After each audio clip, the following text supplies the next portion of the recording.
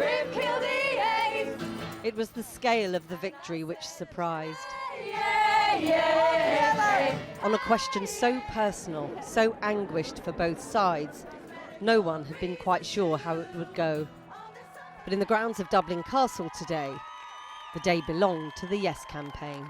I know I look like I'm miserable, but I'm just really happy. I'm sorry. Yeah. Sorry. And what do you think it says about Ireland? That we're finally in 2018, that we treat women the same, because before this we were second-class citizens, we didn't have bodily autonomy, and we're finally equal.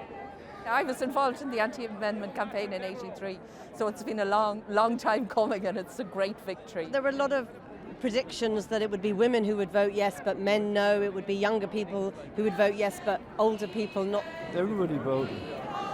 70% of this country who voted voted for repeal. And a big change for Ireland? Oh yeah, it's probably the most major social change in Ireland ever.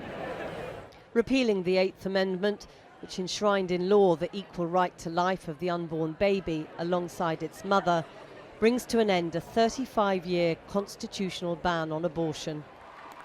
The Irish Taoiseach, who's changed his own position on abortion over time, described it as a quiet revolution, appearing before the very noisy crowd.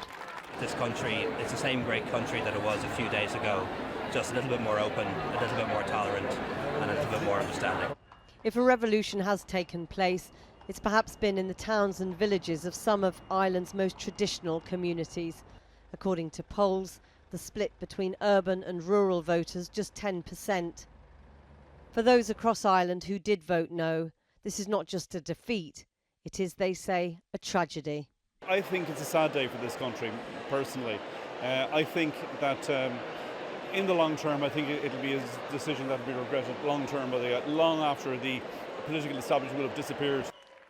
But the result has given that political establishment confidence that their plan for legislation allowing abortion on demand up until 12 weeks will be in place by the end of the year. Well, I'm joined now by Annie Hoey, a Yes campaigner, and by Fintan O'Toole, the Irish Times columnist who's been writing about Ireland for 36 years. Annie Hoey, we met you the other day, just before the referendum. Did you ever expect a result like this? I'm surprised, but really pleasantly surprised. I think yesterday when we were going through town wearing our homemade sandwich boards, we just got a sense of, oh my gosh, I think we can really do this, and I think Ireland is really behind us on this one. Everything was so positive, and people were waving and beeping, and just everyone was saying, yes, we can do this. Of course, you've got 30% of people roughly who didn't vote yes, and will be bitterly hurt by this. Of course, and I think there's a time for healing after this. I think there was a lot of things thrown around, and people put an awful lot on the line for this. But what we really want to focus on now is how we get the legislation in, and to make sure that the women and the families who have been really affected by the Eighth Amendment over the last 35 years are finally looked after. Fintan O'Toole, you've been writing about Ireland since before this amendment was brought in. What has changed? Well, in a way, everything has changed. In 1983, this was a very monolithic society. It was white, it was Catholic, it was nationalistic in a broad sense. And now it's one of the most open societies in Europe. Maybe 17% of people living here were born abroad. It's a very highly educated population, a very young population. The influence of the Catholic Church has diminished enormously, but also women have found their voices. One of the fantastic things in this whole campaign has been it's been led by women, it's been led very largely by young women, and they've been articulate, they've been honest, they've told about their own experiences, and that's made a huge difference. And yet abortion remains, for lots of people, a really visceral, difficult issue, doesn't it? Yeah, absolutely, of course it does, and it always will. But in some senses, this was not really about abortion. It was actually about how people thought about other people's choices and other people's citizenship.